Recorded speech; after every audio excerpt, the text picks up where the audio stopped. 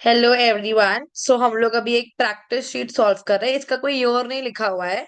So I will be putting this online और named as practice sheet. So practice sheet का question number 1 क्या है? If I is the current flowing continuously through the circuit, the heat produce in the resistor in time T will be. सो यहाँ पे आपको पूछ रहा है कि अगर आई करंट फ्लो हो रहा है किसी सर्किट के अंदर, तो रेजिस्टर के अंदर कितना हीट प्रोड्यूस होगा। आपको पता है इसका फॉर्मूला होता है H is equals to I square R T. तो इसका फॉर्मूला क्या आएगा?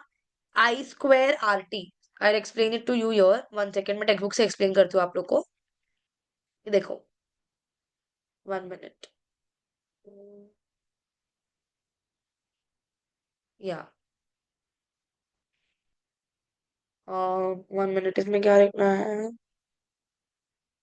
Effect of electric current. 1 minute दो। हाँ, सो देखो, जो हीट प्रोड्यूस होता है उसका फॉर्मूला क्या होता है? H is equals to I square R T. इसी को हम लोग जूल्स लॉ ऑफ हीटिंग भी बोलते हैं। ठीक है, इसीलिए इसका आंसर क्या आएगा? I square R T. I मतलब करंट, आर मतलब रजिस्टर और टी मतलब टाइम। ठीक है। Dash element belongs to group 18। देखो, group Na Ne neon belongs to group 18। मैंने कैसे निकाला ये? I show you how I have remove this. देखो, Na जो है उसका कॉन्फ़िगरेशन क्या आएगा? 2, 8, 1। क्लोरीन का कितना आएगा? 2, 8। 1 सेकेंड, 8, 7। सिमिलरली फ्लोरीन का Fe का मतलब क्या होता है? आयरन। आयरन का मैं को कॉन्फ़िगरेशन एक्चुअली मुझे पता नहीं है। 1 सेकेंड में आपको निकाल के दिखाती हूँ। Atomic number of iron. Atomic number of iron. 1 second. 26 का मतलब क्या आएगा? 2, 8, 8। 8 और 8 कितना होता है? 16। और 2 कितना होता है? 18। 18 हो गया। अब लास्ट में कितना बचा? 1 सेकेंड। Electronic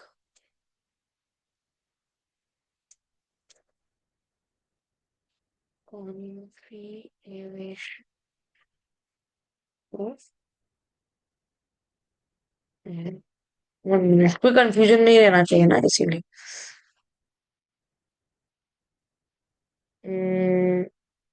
1 minute.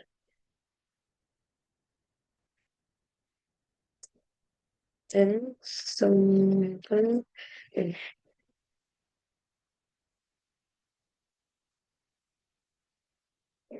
2, 8, 14 एंड 2। मुझे ये थोड़ा वियर्ड लग रहा है, लेकिन फिर भी विल कंसिडर दिस ओनली। ठीक है, 1 सेकेंड। इसका नहीं लिखते हम लोग, एक काम करते हैं। और नियॉन का कितना आएगा? नियॉन का आने वाला है 2, 8। देखो, ये जो लास्ट में कितना आया है? 1 आया है, तो ये किसको बिलोंग करेगा? ग्रुप 1 को। लास्ट में कितना आया है? 7 आया, तो ये किसको बिलोंग करेगा? ग्रुप नंबर 17 को। इस केस के अंदर लास्ट में कितना आया है? 8 आया है, तो इसको किसको बिलोंग करेगा? ग्रुप नंबर 18 को। इसीलिए इसका आंसर आया है नियॉन। ठीक है। Fe जो है वो थर्ड ब्लॉक, डी ब्लॉक के अंदर आता है। डी ब्लॉक ऑटोमेटिकली उसमें ग्रुप नंबर 18 तो आता नहीं है, इसीलिए Fe इसमें क्या हो जाता है? कैंसिल हो जाता है। Fe is a iron, is a metal. और वो जो है वो डी ब्लॉक में आता है। डी ब्लॉक के अंदर ग्रुप नंबर 18 तो आता ही नहीं, इसीलिए ये भी कट हो जाएगा, और इसीलिए आपका आंसर क्या आएगा? नियॉन आएगा। नेक्स्ट क्या बोला है? Dash is a satellite vehicle. अब ये सैटेलाइट व्हीकल, पहली बात तो क्या होता है आपको पता है? सैटेलाइट को बाहर लॉन्च करने के लिए भी एक व्हीकल होता है, इसको आप लोग क्या बोलते हो? Satellite vehicle. So PSLV, GSAT तो देखो आपको पता है सैटेलाइट होती है जो एजुकेशन के लिए यूज की जाती है। IRNSS और इनसैट, इन चारों में से कौन सा लॉन्च व्हीकल है? तो PSLV, the polar satellite launch vehicle, ये एक लॉन्च व्हीकल है जो सैटेलाइट्स को यूनिवर्स बोल रही हूँ, सैटेलाइट को बाहर आपके अर्थ के बाहर लॉन्च करने में हेल्प करता है। तो देखो, the polar satellite launch vehicle is one of India satellite launch vehicle used by ISRO to deploy satellite in space. मतलब स्पेस के अंदर सैटेलाइट को भेजने के लिए हम लोग पीएसएलवी का यूज करते हैं। नाउ वी विल अंडरस्टैंड ये जीसैट क्या होता है, आईआरएनएसएस क्या होता है और इनसैट क्या होता है। ठीक है, तो देखो, we already know what is GSAT. GSAT is a satellite which is used for educational purpose only. फिर अभी देखते हैं हम लोग व्हाट इज आईआरएनएसएस। आईआरएनएसएस, देखो वी आर टीच, मतलब मैं पढ़ा रही हूँ लेकिन मैं भी साथ में कुछ चीजें सीख रही हूँ, इसलिए देयर आर सर्टेन थिंग्स जो मुझे भी नहीं पता है, इसलिए मैं इंटरनेट का यूज करती हूँ। ठीक है, सो the Indian Regional Navigation Satellite, also known as NAV-IC, Navigation with Indian Constellation, is an autonomous regional satellite navigation system developed by ISRO. It provides accurate real-time positioning and timing service to users in India and the surrounding region. You know, you use Google Maps and everything. उस सब में आपका IRNSS help करता है आपको navigate करने के लिए। आपको पता है व्हाट इज नेविगेशन, रास्ता वगैरह बताने के लिए। उस सारे केसेस के अंदर आपका ये सैटेलाइट आपको हेल्प कर रहा होता है, आईआरएनएसएस। ठीक है, सो it provides accurate real-time positioning and timing service to users in India and the surrounding region, extending up to 1,500 kilometers from its border. मतलब उसके border से 1500 किलोमीटर तक के बारे में भी इंफॉर्मेशन ये सैटेलाइट हम लोग को देगा। ठीक है, NAVAC offers two level of services: standard positioning service open for civilian use, restricted service and encrypted service for authorized users including military। तो सारा इंफॉर्मेशन देना पोल्यूशन वगैरह के बारे में, जगह के बारे में इंफॉर्मेशन वगैरह देना, ये सब आईआरएनएसएस करता है। अब व्हाट इज इनसैट? ठीक है, इनसैट,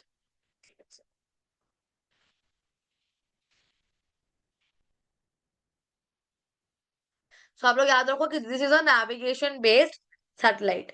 इनसैट क्या है? Indian national satellite system is a series of geostationary satellite operated by Indian Space Research Organization. These satellites are primarily used for telecommunication, broadcasting, meteorology, and search and rescue operations. The INSAT system has played a significant role in improving the communication and weather forecasting. So हम लोग INSAT को mainly communication,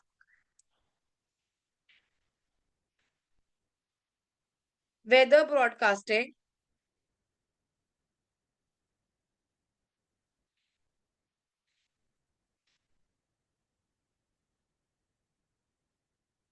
casting और कहाँ पे use करते हैं हम लोग इसको, और हम लोग इसको कम्युनिकेशन, टेलीकम्युनिकेशन एक ही के अंदर आ जाएगा। तो INSAT is basically use for communication and weather broadcasting. IRNSS किस लिए यूज करते हैं? For navigation. और GSAT is used for educational purposes.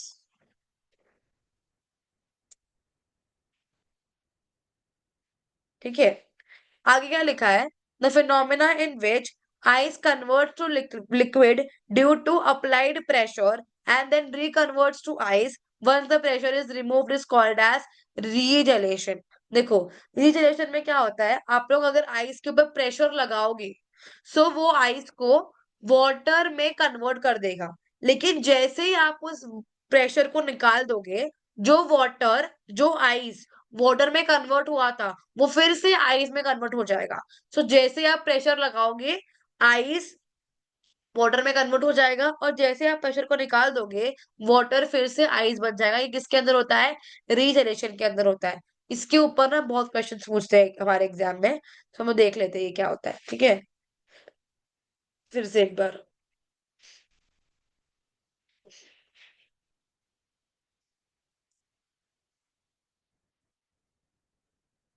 हाँ, तो देखो,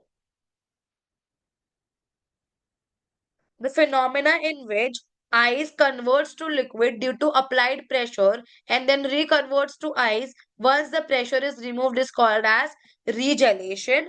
The melting point of ice becomes lower than 0 degree Celsius due to pressure. Pressure की वजह से आपके आइस का मेल्टिंग पॉइंट 0 डिग्री सेल्सियस से भी कम हो जाता है. This means that at 0 degree Celsius This means that at 0 degree Celsius, the ice gets converted into water. As soon as the pressure is removed, the melting point is restored to 0 degree Celsius and water get converted into ice again. देखो, आपने जब तक ice के ऊपर pressure लगाया है, सिर्फ तब तक ही वाटर का आइस का मेल्टिंग पॉइंट 0 से कम हो जाता है. लेकिन जैसे ही आप प्रेशर को हटा दोगे, उस आइस का मेल्टिंग पॉइंट 0 डिग्री सेल्सियस पे फिर से आ जाता है. तो आपको पूछा जाएगा एग्जाम में, जब प्रेशर को रिमूव कर दोगे तब क्या इफेक्ट आएगा. तो melting point of the ice will be restored to 0 degree Celsius only. ठीक है. सो ये क्वेश्चंस आपको आ सकते हैं कि रीजनरेशन क्या होता है, और अगर प्रेशर को हटा दिया गया तो क्या इफेक्ट आएगा. अगर आपने प्रेशर हटा दिया, सो मेल्टिंग पॉइंट ऑफ आइस फिर से 0 डिग्री सेल्सियस पे आ जाएगा. और अगर आपने प्रेशर लगाया तो क्या होता है आइस के साथ में, उसका मेल्टिंग पॉइंट 0 डिग्री सेल्सियस से कम हो जाता है. ठीक है. So when the pressure is applied, what happens, the melting point of ice reduces from 0 degree Celsius, and when the pressure is removed, the melting point of ice is restored to 0 degree Celsius. ठीक है. I hope this is clear. आगे आते हैं. फिर क्या बोला है. As we rise from the surface of the earth, the value of g decreases. हम लोग अर्थ से जितना जितना दूर जाएंगे, g की value, acceleration due to gravity की वैल्यू कम होते जाएगी, और जितना हम लोग अर्थ के पास आएंगे ये वैल्यू बढ़ते जाएगी. दैट इज वाई यहाँ पे आंसर क्या आया है, डिक्रीजेस. फिर क्या बोला है कि इसका एक्सप्लेनेशन जो है एक सेपरेट वीडियो के अंदर होगा. इसका मतलब ये आपको मैं क्लास में करवाने वाली हूँ. इसके बाद में नेक्स्ट क्वेश्चन क्या आता है. In chemical reaction we write reactants on the right side and the product on the left side. Wrong. हम लोग किसी भी केमिकल रिएक्शन के अंदर रिएक्टेंट को लेफ्ट साइड लिखते हैं और प्रोडक्ट को हम लोग हमेशा राइट साइड में लिखते हैं. सो यहाँ पे क्या आएगा, यहाँ पे आपका रिएक्टेंट आएगा लेफ्ट साइड में, और आपके राइट साइड में क्या आएगा, राइट साइड में आपका क्या आने वाला है, प्रोडक्ट आने वाला है. Is that clear. फिर क्या बोला है, देखो केपलर्स लॉ मैंने आप लोग को लास्ट लेक्चर में एक्सप्लेन किया था. That is why I am not explaining to you here. आपको ये लॉ, तीनों लॉ लिख के आना है properly. That's it. Write the name of the law. अब आपके नाम लिखना है, आपको लॉ एक्सप्लेन नहीं करना है. देखो यहाँ पे लिखा है राइट द नेम, तो सिर्फ आपको नेम ही लिखना है. केपलर्स लॉ बताया गया है इस डायग्राम के अंदर. ठीक है. फिर क्या बोला है, एनोमलस बिहेवियर ऑफ वाटर कब से कब डिग्री सेल्सियस तक शो करता है, 0 to 4 degree Celsius. 0 to 4 degree Celsius में आपका जो वाटर है वो कॉन्ट्रैक्ट करता है इंस्टेड ऑफ एक्सपांडिंग. ठीक है. और यहाँ पे पूछा है what is mend bye space debris. आपको मैं लास्ट क्वेश्चन कराने वाली हूँ. इसके बाद में मैं आप लोग को ये जो बाकी के क्वेश्चंस है, नहीं, मैं आप लोग को रिवीजन कराऊंगी. इसके आगे के क्वेश्चंस हम लोग नेक्स्ट वीडियो के अंदर करेंगे. ठीक है. सो स्पेस डेब्रिस क्या होता है, इसके ऊपर ना बार बार क्वेश्चन आया हुआ है, तो इसको हम अच्छी तरीके से समझ लेते हैं कि ये चीज क्या होती है. 1 minute, just let me drink my water.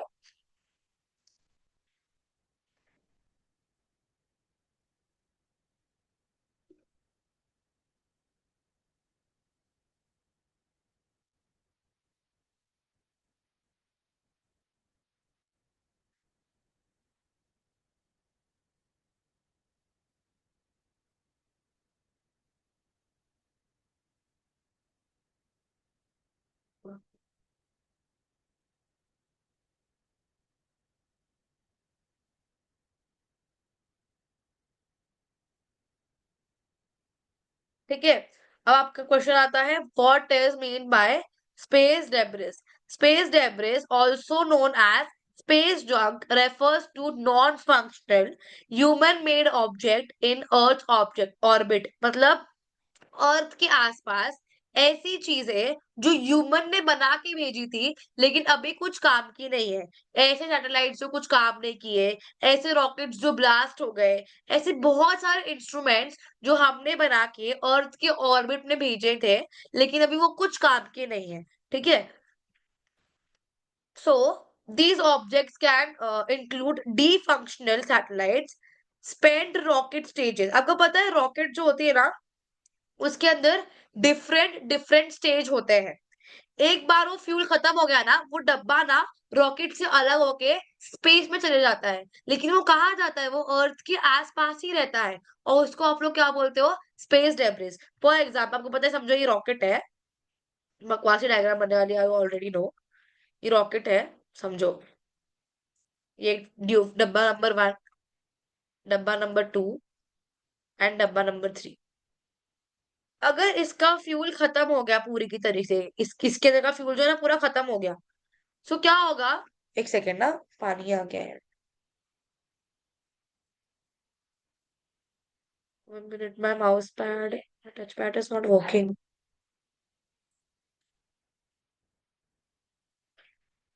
हाँ, सो अगर इसका फ्यूल खत्म हो गया, सो ये जो है ना इस रॉकेट से अलग हो जाएगा और ये स्पेस में ही चला जाएगा, तो इसको हम लोग क्या बोलेंगे, स्पेस डेब्रिस। ये आपके अर्थ के आसपास ही रहता है, आपके अर्थ के ऑर्बिट के अंदर ही रहता है। ठीक है, सो फ्रैगमेंट्स फ्रॉम डिसइंटीग्रेशन, मतलब अगर ये टूट गया तो उसके टुकड़े, erosion, collision, as well as discarded equipments from space mission. मतलब जो चीजें खराब हो गई है, साथ ही इतना समझो कि कोई चीजें हमने स्पेस में भेजी थी लेकिन वो हमारे कुछ काम की नहीं है।